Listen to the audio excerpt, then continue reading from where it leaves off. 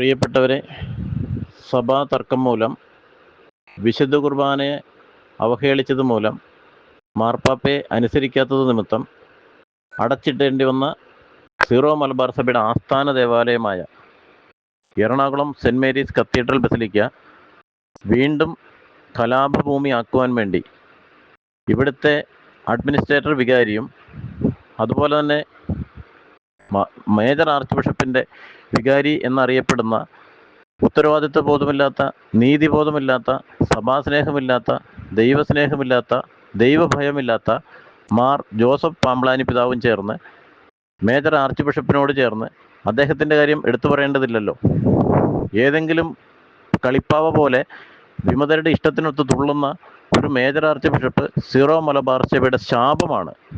എന്നിരുന്നാലും പറയാതിരിക്കാൻ വയ്യ ചില കാര്യങ്ങൾ. സീറോ മലബാർ സഭയുടെ അന്തസത്ത കളഞ്ഞു കുളിക്കുന്ന ഈ മേജർ ആർച്ച് ബിഷപ്പും അദ്ദേഹത്തിൻ്റെ വികാരിയും ദൈവഭയം ഉണ്ടാവുകയും ദൈവസ്നേഹത്താൽ ജ്വലിക്കുകയും സീറോ മലബാർ സഭയോട് പരിശുദ്ധ മാർപ്പാപ്പ കൽപ്പിച്ചതനുസരിച്ചുള്ള ഏകീകൃത ദിവ്യബലി സെൻറ് മേരീസ് കത്തീഡ്രൽ ബസിലിക്കയിലും സന്യാസ ഭവനങ്ങളിലും കോൺവെൻറ്റുകളിലും ആരാധനാലയങ്ങളിലും സെമിനാരികളിലും പൂർണ്ണമായി നടപ്പിലാക്കാതെ വിശ്വാസ സമൂഹം പിന്നോട്ടില്ല. അതിൻ്റെ ഒരു ബഹിസ്ഫുരണമാണ് ഇപ്പോൾ സെൻറ് മേരീസ് കത്തീഡ്രൽ ബസിലിക്കയിൽ നടക്കുന്നത്.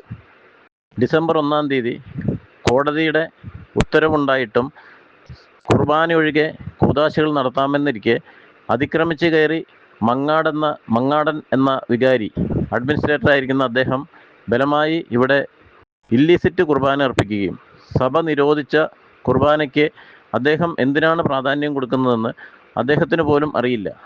സീറോ മലബാർ സഭ വിശ്വാസികൾക്കും ബസിലിക്ക ഇടവകജനത്തിനും ലോകമെമ്പാടുമുള്ള സീറോ മലബാർ സഭയ്ക്കും ആവശ്യമുള്ളത് സീറോ മലബാർ സഭയുടെ ഔദ്യോഗിക നേതൃത്വം അംഗീകരിച്ചിട്ടുള്ളതും മാർപ്പാപ്പ പറഞ്ഞിട്ടുള്ളതുമായ ഏകീകൃത വിശുദ്ധ കുർബാനയാണ്.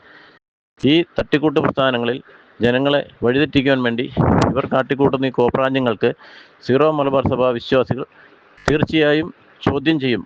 അതിൻ്റെ ഒരു അടയാളമാണ് ഇന്ന് ബസിലിക്കയിൽ ഇല്ലിസിറ്റ് കുർബാന തടഞ്ഞുകൊണ്ടുള്ള സഭയുടെ മക്കൾ ഏകദേശം 4-4.5 വർഷത്തോളം അടഞ്ഞു കിടന്ന ബസിലിക്ക അതിക്രമിച്ച് തുറന്ന് ഇല്ലിസിറ്റ് കുർബാന അർപ്പിച്ച മങ്ങാടനെയും കൂട്ടരെയും തടഞ്ഞുകൊണ്ട് ഇപ്പോൾ ബസിലിക്ക വിശ്വാസികൾ പള്ളിയിൽ കൂടിയിരിക്കുന്നു.